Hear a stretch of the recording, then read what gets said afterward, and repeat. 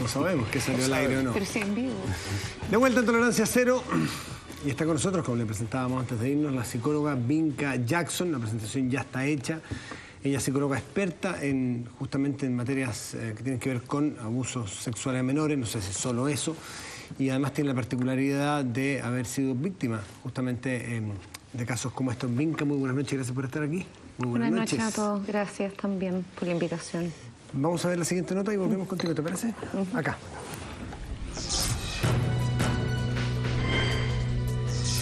¿Ellos sufrieron de tocaciones? No hay ni una duda. Hay hechos certeros. El colegio Hijitus de la Aurora fue la punta del iceberg. El relato de una pequeña de 4 años destapó los presuntos abusos que sufría a manos del profesor de computación, hijo de la directora del recinto educacional. Le dije, ¿y te hace cariño? Mi hijo me toca el potito. Mamá, me duele mucho. Me toca el potito. ¿Cuántas veces? Me mostró con sus deditos, 2 o 3. Otros niños experimentan pesadillas, se orinan por las noches, no quieren venir al jardín, están con pataleta y experimentan una serie de conductas erotizadas. Un caso que dio pie a que estas denuncias se multiplicaran de forma impactante. 6 causas asociadas a 4 colegios del sector oriente y con 10 niños presuntamente abusados. También denuncias en establecimientos de Valdivia y Temuco y casos denunciados hace meses sin resultados. No hay ni una duda. Hay hechos certeros. ¿Ellos sufrieron de tocaciones cuando él les contaba unos cuentos? Que no importa el presunto responsable, no importa dónde se cometan, lo vamos a perseguir igual.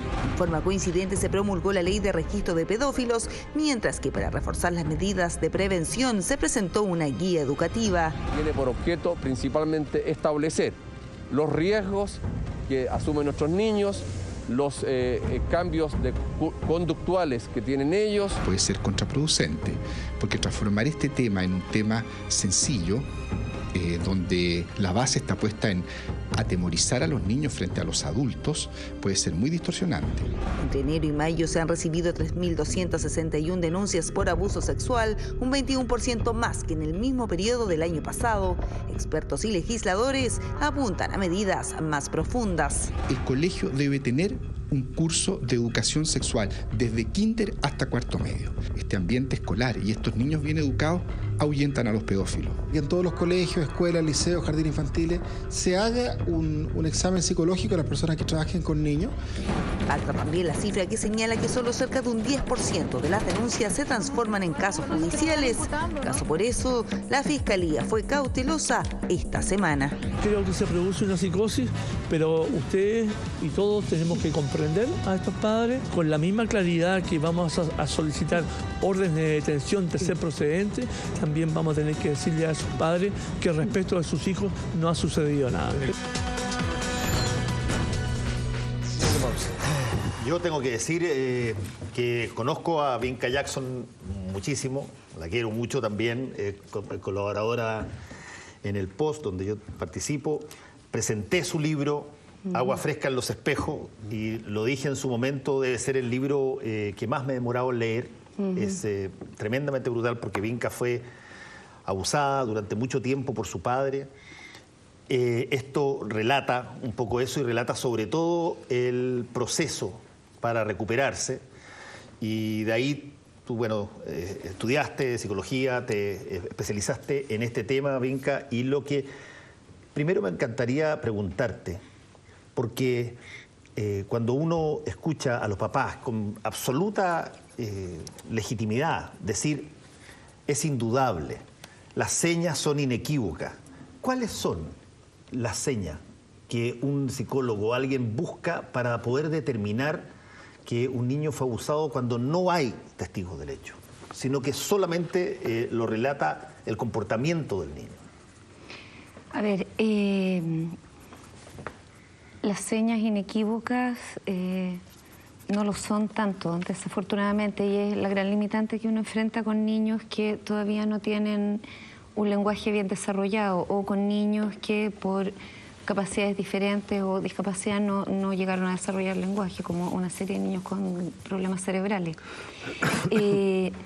Hay señas inequívocas cuando hay lesiones físicas que claramente indican que hubo una irrupción de áreas de genital, anal, perianal, y que es en la minoría de los casos.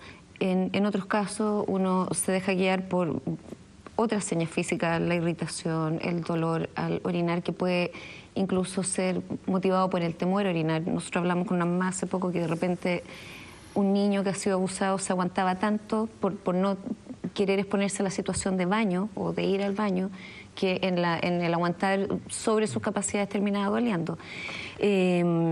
Niños que empiezan a vestirse de más, a cubrirse de más, a negarse a bañarse o a tomar una tina porque no quieren verse expuestos, pero también de repente puede no estar ninguna de esas señas, haber habido abuso y tener conductas de otro tipo como retraimiento extremo o trastornos del sueño u otras situaciones. Ahora, lo que los papás algo hablaban aquí en el video, cuando uno comienza a ver señas de erotización o de conductas sexuales que no son propias a esa etapa del desarrollo, da como para pensar que o las han visto en alguna parte o las han vivido como experiencia. Yo te usé la palabra inequívoco porque básicamente lo que quiero saber es del margen de error.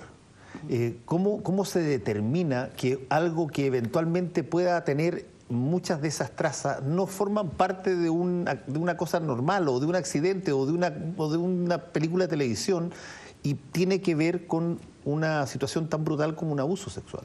Yo creo que por eso es súper importante todo el proceso de entrevista psicológica y entrevista pericial que se realiza. O sea,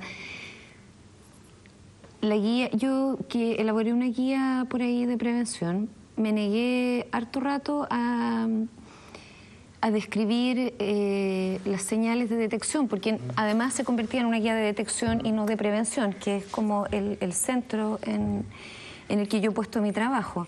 Ante muchas preguntas, muchos pedidos, incluso de papás de regiones que de repente están en zonas geográficas aisladas, yo puse algunas de las señas, pero insistiendo muchísimo que cualquier observación que nosotros hiciéramos era simplemente como un primer paso en la inquietud, que el veredicto o el diagnóstico final debía hacerlo un psicólogo en combinación con un perito. Hay test de credibilidad específicamente diseñados para estos propósitos que tal cual tú lo dices, o sea, con el mínimo margen de error o con cero margen de error en función de los protocolos deberían indicarte si esa denuncia es efectiva y puede continuar el proceso judicial.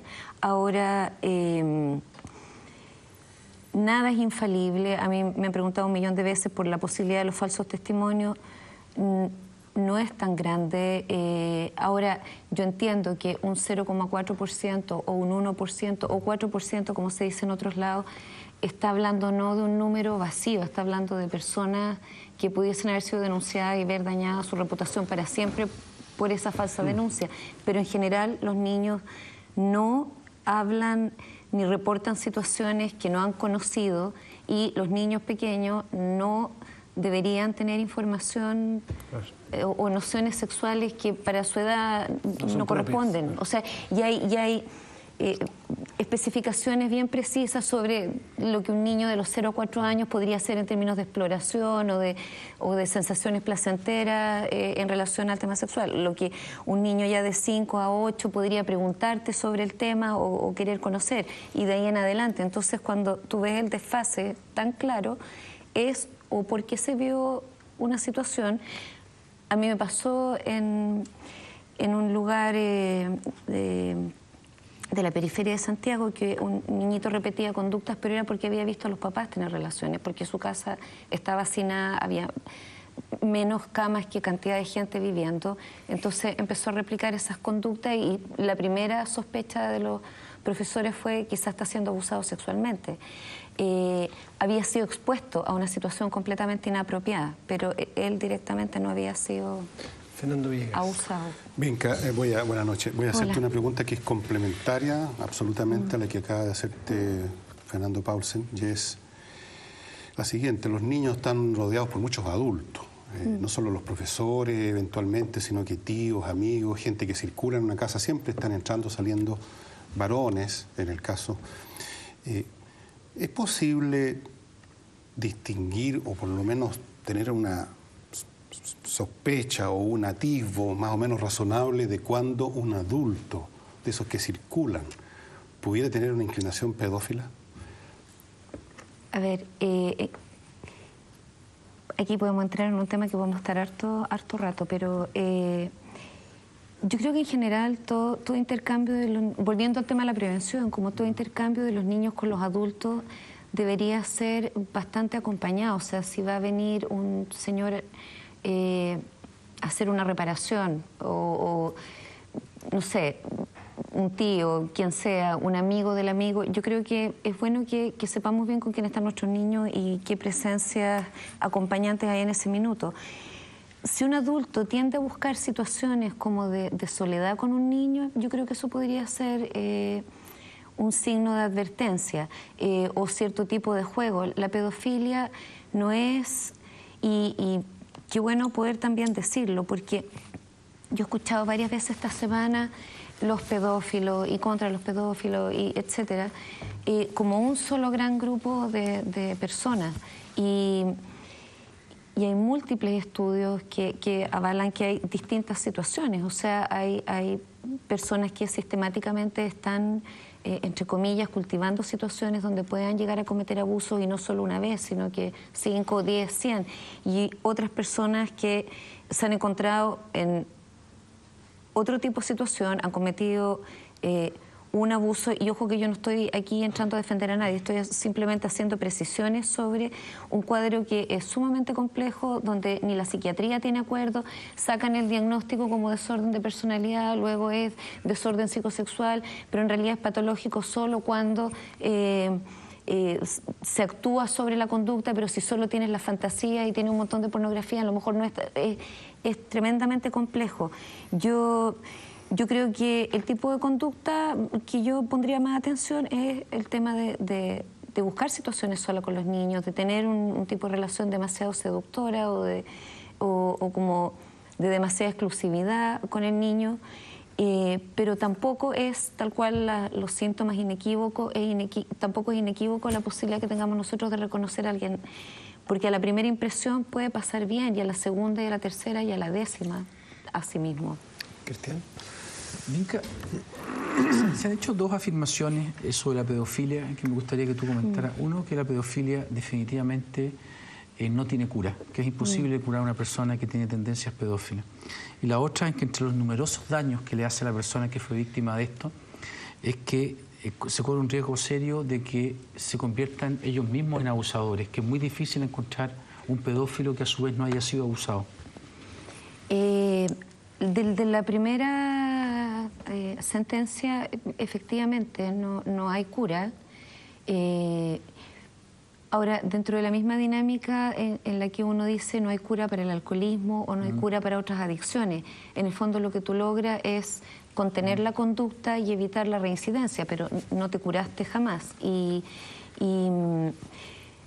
dentro de esto hay distinciones en las investigaciones, y yo me atrevería a decir que efectivamente es así por la experiencia que uno ha tenido en cercanía con ofensores, que como máximo un abuso o dos podrían responder bien a la terapia. Hay una serie de terapias, desde farmacológica, electroshock, castración, etcétera, pero en rigor las posibilidades de reincidencia son súper altas, y de ahí que haya estados que determinen como internar a la persona o someterla a tratamiento psiquiátrico obligatorio o a castración química o una serie de otras medidas donde en el fondo el sistema de salud se vuelve una suerte de guardián a permanencia. Si es que esa persona no tiene cadena perpetua, por ejemplo, va a tener que estar en tratamiento por el resto de la vida para evitar la reincidencia. Uno ha conocido casos de ofensores que se han sencillamente retirado de la vida social para evitar porque nunca contaron con apoyo terapéutico, aun cuando lo hubiesen querido y hubieran estado dispuestos a hacerlo. Ahora, ustedes comprenderán, en un país con déficit para la atención de las víctimas, no va a haber en mucho tiempo siquiera el pensamiento de tener la oportunidad de terapia o rehabilitación para los pocos que puedan. Lo que sí La pedofilia o la inclinación y la preferencia sexual por menores se establece en la adolescencia más o menos. Entonces, si tú ahí empiezas a intervenir, hay programas exitosos y eso hay que decirlo. Ahora, en relación a la recurrencia... recurrencia, que lo que Cristian te sí, no, de la transmisión, de la recurrencia una vez que fueron a su vez abusados. Las investigaciones en población penal dicen que sí, o sea, de un grupo de personas encarceladas por delitos sexuales, la mayoría efectivamente fue abusado. Encuentras datos de que tuvo abuso sexual en su infancia o explotación sexual. Pero no, si tú tomas una muestra de pedófilos en general, no se da la misma relación. Entonces, otro de los desacuerdos que existe, porque hay una serie de pedófilos como en serie, como serial pedófilos, que, no sé, 300 casos, 500 casos, donde no hubo abuso sexual, pero sí hubo problemas emocionales, familias no maltratadoras, pero distantes, y una suerte como de uno de dos fenómenos, o un tipo súper frío, que en realidad en algún minuto se dio cuenta que ejerciendo el poder obtenía mucho placer y no tiene nada que ver con lo sexual, o bien que quedó como atorado en una etapa del desarrollo donde efectivamente no es capaz de hacer el juicio de que tengo 40 años y estoy tratando de vincularme con un niño de 8, porque en alguna parte está funcionando como ese niño. Vinca, hay una variedad muy, muy grande de víctimas. Sí. Desde la edad de la víctima, sí. O sea, puede ser una guaguita, hasta una persona de 12, 15 años, hasta la profundidad del daño, desde una tocación hasta una violación, hasta también, y aquí tiene que ver con tu caso particular, ¿quién es el victimario? Desde te tocó el señor que da lo mismo, que vivía en la casa al lado, a que sea tu padre, en forma repetida, entiendo además que es tu caso. Entonces, en esta tremenda variedad por distintos factores, es donde eventualmente un padre y una madre dicen, ¿qué hago? Porque puede haber un patrón de decir inmediatamente tratarse, pero ¿qué pasa si en el caso de menor cuantía, es decir, un caso aislado, único, fortuito y superficial, digamos? Y esos padres pueden tener la duda, legítima duda. Yo hace un tiempo conversé con uno de estos padres, decir, si poner, que era un niño muy chico además, si ponerlo no en manos de un especialista, porque podría eventualmente como hacerle recordar y meterlo en este circuito, versus ¿saben qué? Fue tan pasajero, fue tan único, fue solamente un toqueteo por ahí, que mejor vamos andando, vamos a lo mejor es una barbaridad, pero existe la posibilidad del sentido común de decir, echémosle para adelante nomás, porque si no lo vamos a meter en esta lógica y en esta dinámica del abuso sexual y va a transformarse en una víctima per se. Y quiero agregar esta pregunta, ¿cómo lograste superar tú el caso tuyo, que es el más brutal que se me puede ocurrir a mí? No, o sea, pero de verdad no lo es. A ver, hay varias cosas en esta pregunta. Por una parte, yo creo que uno tiene que mirar el abuso. Es cierto, hay una serie de expresiones que constituyen abuso sexual infantil y hay protocolos que hablan hasta de el baño con los niños, así de extremo, y pasando por toda una serie de situaciones como tocaciones, exposiciones a situaciones inadecuadas o penetración digital, etcétera.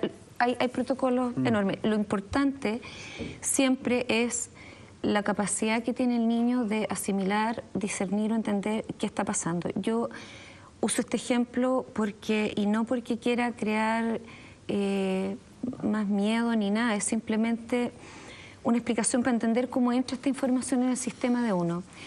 Si yo intento enseñarle, ya que ustedes están hablando de matemáticas antes, logaritmos o álgebra avanzada a un niño de 1 año, no lo voy a lograr. Y si lo esfuerzo, lo más probable es que lo traumatice y no quiera ver un número en el resto de su vida.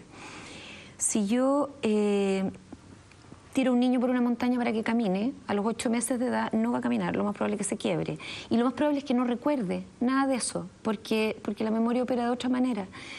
Pero igual podría dejar una huella. Yo quiero insistir harto en que, porque de repente los papás justamente esa pregunta, y es súper importante ya, pero dentro como de la escala de abuso, esto no sería tanto.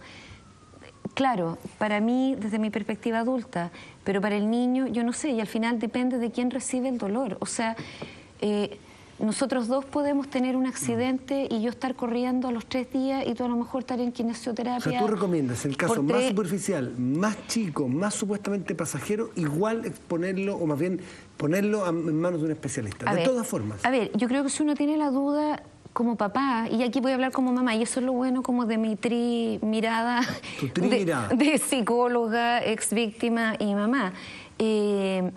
Yo creo que si uno supo de un hecho y tiene la inquietud, sería bueno consultar a un especialista siempre, y bajo alguna, entre comillas, chiva, perdonando el chilenismo, pero como de vamos a ir a jugar, vamos a ir a ver, de manera de ver en qué nivel de estrés está ese niño en ese minuto. Y sí, yo creo que es posible a lo mejor esperar un tiempo más.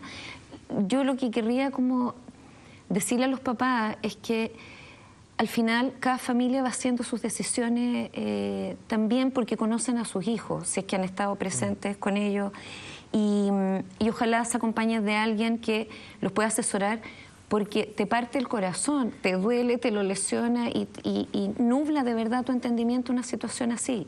Entonces, es bueno tener un par de ojos además prestados.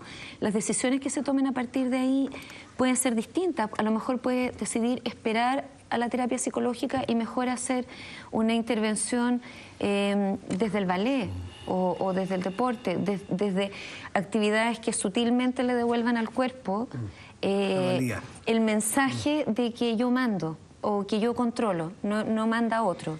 Y en eso hay actividades físicas que pueden ser inmensamente sanadoras. Y luego a lo mejor tener sí claro como papá, porque hay casos donde ha habido abuso a los 4, una situación, luego nada más, pasaron 10 años de tranquilidad y de normalidad en el colegio y en las relaciones con los amigos y todo, y de repente a los 14 o a los 15 o cuando tuviste tus primeros intercambios ya de pololeo, etcétera, algo se activa porque hay una memoria corporal que funciona paralela a la cognitiva. O sea, tú puedes bloquear ciertos hechos y el trauma, por eso es lo que yo hablaba de este ejemplo de tirar la guagua por el cerro, el trauma se registra en alguna parte, pero como tú tienes que seguir viviendo... Te hablé del caso tuyo, perdón, que no, a mí no se me ocurre nada más brutal que lo que te sucedió a ti. Entonces, y veo que tú estás bien sanada, bien recuperada, eres capaz de hablar, de tratar el tema, de escribir un libro, de venir a la televisión a hablar con seriedad y sin morbo, pero con profundidad. Es mejorable. O sea, tú dices que no es el más terrible que se te puede ocurrir. ¿Cuál se te ocurre peor que un padre repetidamente abuse de una hija? A ver, yo a lo largo del camino anterior y posterior al libro he conocido una infinidad de historias de gente, niños, adolescentes y adultos, porque cuando uno vive esto en un tiempo en que era además súper secreto, en un tiempo además del país donde otras eran las prioridades y las urgencias y los sufrimientos, y de verdad yo creo que lo de los niños pasaron como súper por debajo. Claro, tú crees que es lo peor, y sin embargo siempre hubo un referente paralelo de que había una vida mejor. Entonces yo creo que eso es muy bueno para toda intervención con niños, o sea, siempre mantenerlos del lado de lo hermoso y lo bueno que la vida puede tener, porque es un horizonte que te permite resiliar. Y hay gente buena que te encuentras y te suceden experiencias también. O sea, paralelo a todo este carril, uno siguió siendo niño también y vas recogiendo todo eso. Ahora, cuando tú te expones y empiezas a compartir con otros en la profesión, a propósito del libro, en charlas, te vas dando cuenta que la dimensión del problema es infinitamente mayor de lo que jamás imaginaste y que hay historias mucho peores y más perversas. Me imagino que las sociedades, los distintos sistemas sociales son muy distintos en cuanto, por los sistemas institucionales, los valores, las normas, etcétera, en cuanto a la prevalencia de estos fenómenos de desviación. Incluso en algunas deben desviarse más al alcoholismo, otras son, qué sé yo. ¿Cuál es la prevalencia que tiene en Chile esto? Te digo porque a propósito de lo que mencionaba Matías, la pregunta que te hizo, la relación padres e hija, yo me acuerdo de cabro chico haber leído N veces, por ejemplo, en la prensa policial de la época, el caso de padres que violaban a sus hijas, que era una cosa muy común, especialmente en ciertos segmentos que eran los que salían en la prensa. En otros segmentos no salían en la prensa. Hay cosas de las clases altas que nunca aparecían de frentón. Se pegaba un telefonazo y se acababa la historia. Entonces, bueno, ¿cuál es la prevalencia? ¿Cuán frecuente es encontrar en Chile personas adultas o jóvenes ya mayores que entran en conductas abusivas con niños o niñas menores? A ver, conversaba con Soledad Larraín de UNICEF. Yo la verdad, antes de todo este tipo de instancias, además de lo que pueda traer uno, yo pregunto harto y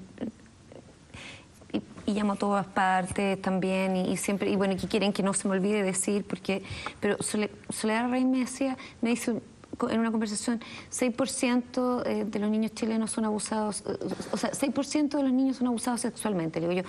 6% de la cifra general de delitos sexuales en Chile, no, 6% de toda la población. O sea, y muchas niñas reportan antes de los 15 años haber tenido situaciones que se pueden considerar abusivas sexualmente, y a nivel internacional se considera que de la población adulta, 20 a 25% de las mujeres pasaron por abuso sexual infantil y 5 a 15% de los hombres, más o menos como... Ahora, acá las cifras, y esto es súper bueno preguntarlo porque es lo que se ha conversado en la semana. Durante un tiempo estuvieron en un promedio de 4 o 5 mil, de repente se pegaron un alza, luego el año pasado hubo 13.700 y tantas. Ahora en lo que lleva del año van, ahí decía 3.200, en otro informe yo vi 3.700 y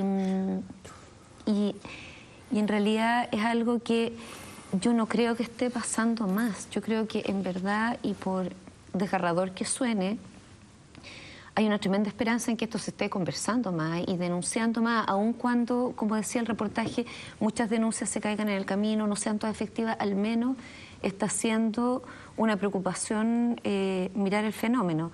Se dice que por cada persona que habla, por cada denuncia que tú tienes registrada, es decir, por las 13.000 del año pasado, habría 7 personas que no hablan, o 7 niños que no hablan. Otros estudios recientes dicen que habría 10. Entonces, como yo no soy buena para la matemática, pero... multiplica nomás. Sí, sí. Vinca, te quiero preguntar un poco sobre eso. El hecho que se esté denunciando más, el hecho que aparezca más en la televisión, el hecho que aparezca más presente en la familia, te lo voy a plantear en forma brutal, si tú quieres. El hecho que incluso se pueda tener la sensación de que se abre como una suerte de temporada de denuncia o temporada de estar sensible frente al tema, donde el argumento de la familia o de los padres o del colegio sea: yo prefiero pecar de exagerado a minimizar este problema y eventualmente encubrir a alguien. El problema de que se ponga de moda el abuso sexual, ¿qué cosas puede traer? Porque si es que efectivamente, como ha salido otra estadística, el porcentaje mayoritarísimo de los abusadores son de dentro de la propia familia. Sí. Entonces estamos en una situación donde ¿quién denuncia? ¿Cuándo una denuncia se puede estimar como plausible? El hecho de que tú mires a muchas personas denunciando y que tú mires o tengas un problema con tu pareja o tengas una duda sobre tu hijo y lo prefieras denunciarlo, porque aunque sea no sea fundado, pero prefieres equivocarte por exagerada o exagerado antes que por minimizar el problema, ¿qué consecuencias puede traer? Podemos transformarnos en una sociedad, qué sé yo, que tengamos una sospecha tan brutal de lo que está en el entorno, donde no solamente, como decía, creo que Caponi, creo que el que estaba ahí, no solamente el niño le tema a los adultos, sino que además los adultos le teman a los niños y no tengas ganas de hacer nada. Un niño, como tú decías, hacer un cabro que te hace dedo, no te atreves a hacer nada por temor a que eventualmente puede haber un Antiguamente problema. yo paraba en un paradero si veía unos niños. Cuando esto se masifica, ahora no me atrevo, tanto, porque tú no sabes si te van a mirar con cara de sospechoso. Claro. Bueno, en Estados Unidos, nosotros en el colegio, una de mis primeras instrucciones como orientadora y profesora extranjera que llegó a trabajar a un colegio norteamericano fue: cuando un niño se te acerque a abrazarte, haz esto. Entonces yo dije, yo no puedo hacer eso y me van a deportar de los Estados Unidos, porque yo no puedo rechazar a un niño de esa manera. Ahora, distinto es que yo abrace a un niño a que haga otras cosas, o sea, pero claro, y es eso lo que tú estás advirtiendo. Bueno, hoy día justamente estaba discutiéndose, no me acuerdo en qué estado se estaba discutiendo si que debía ser prohibido que los niños, entre ellos, se saluden de abrazo. Por algunos juegos, sí. No, ese el extremo. Hay cosas que yo encuentro rescatables de lo que se ha hecho en Estados Unidos en materia de prevención, porque vienen trabajando desde el año 40, o sea, 1940, algo así, inimaginable. Pero, a ver, primero que nada, efectivamente ahora sentimos la presencia de todas estas noticias que están juntas, pero siempre hay noticias, y me pasa que muchas semanas tengo preparado un tema para el post y ya he investigado, estoy feliz, ya el cerebro adolescente, la neurología, sí, abuso en este jardín, abuso en tal parte, pasó esto. O sea, es como, yo siento que es constante, y cuando tú llevas trabajando en esto sabes que es constante, porque todos los días estás recibiendo consultas, llamados, etcétera. La gente que trabaja en el Sename, en todas las fundaciones que están atendiendo niños, saben que es constante así. Esta misma avalancha que tú ves en las noticias es la avalancha de un día cualquiera o de una semana cualquiera, y trabajas y trabajas y trabajas, y uno ve a los colegas atendiendo niños y listas de espera iguales, o sea, con igual cantidad de niños a las que estás atendiendo. Entonces, el problema siempre ha sido igual. Lo que pasa es que ahora estamos viendo más, o sea, vimos el concurso de 3, 4 noticias que han pegado súper fuerte, pero siempre es así, y a nivel transversal y en todas las clases sociales. E incluso yo vi por ahí al pasar un comentario como de: si esto hubiera pasado en los jardines de la Junji, no estaríamos conversando de esto, versus los jardines o colegios del Barrio Alto. Y quizás a lo que se refería ese tuit, si hubiera sido porque hay jardines de la Junji en el Barrio Alto también, y hay una súper buena tasa de empadronamiento en Providencia y Las Condes, por ejemplo, y la mejor en Maipú y otra en Puente Alto. Entonces no tiene que ver exactamente con eso, quizás se refería en sectores menos favorecidos, pero también uno conoce las noticias de los sectores menos favorecidos semana tras semana, y esto es una epidemia por todos lados. O sea, no es una epidemia, es una situación que en realidad por años de años se ha repetido igual, y que quizás el pecar de exagerado o sea, exceso de celo versus escasez, a mí me gustaría verlo más que... No alcancé a publicar hoy día el posteo que quería, pero dije, era como, antes que aprendernos todas las guías de detección y de prevención de memoria, que el exceso de celo sea en el cuidado, y el cuidado tiene un tono... cercanía. Que no pasa por la paranoia. O sea, yo cuando pienso en una cámara en el jardín, y quizás sea de ingenua, pienso en qué rico poder ir a pispear sin que me vea y sin alterar la dinámica de mi hija chica, cómo juega, ¿cachai? Que es lo mismo que hago en la ventana a veces. decir, sería mosca para ver cómo está. Claro, pero si lo veo desde voy a tener la cámara para ir a vigilar a las profesoras, es otra historia. Ahora la cámara quizás emite un mensaje de: en este jardín o en este establecimiento estamos preocupados de que al niño, no es que se lo abuse sexualmente, se lo trate con respeto. Y esa es la discusión mayor, ni siquiera el abuso, el tema de los derechos de los niños. Mica, tan alto está el tema que acaba de entrar en vigencia la nueva legislación en Chile esta semana. Comparada con otras, ¿a ti te parece que es suficiente esa legislación? ¿Qué le falta? Es que vamos como por los lados, y es como lo que yo veía, se aprobó, hay proyectos de ley que están esperando desde siempre: el tema de imprescriptibilidad del abuso sexual infantil, desde abril de 2011, prevención para jardín y colegio, desde enero de este año, y así una serie de iniciativas, pero acá reaccionamos. Entonces pasó esto, rápidamente estaba lanzado el tema del registro nacional, luego la guía de prevención, y son valiosos y son una contribución, pero yo siento que son como medio marginales al gran tema. Hay un grupo de legislaciones que se necesitan y para mí la que lo concentra todo es la Ley de Protección Integral de la Infancia. O sea, si uno tuviese ese cuerpo legal que otros países sí tienen, nosotros firmamos la Convención de Derechos del Niño del 89. Reforzar eso bajo un organismo que sea defensor de la infancia. Ahora tú tienes Junji en educación, tienes Sename en justicia, que pudiera como concertar todos los esfuerzos, tener una función fiscalizadora y tutelar, estaríamos en otro plano. Entonces esto es paso, pero el esqueleto nos falta todavía y está demorado también. Vinca Jackson, psicóloga, experta en abusos sexuales a menores. Muchísimas gracias por estar aquí esta noche en Tolerancia Cero. Gracias a ustedes.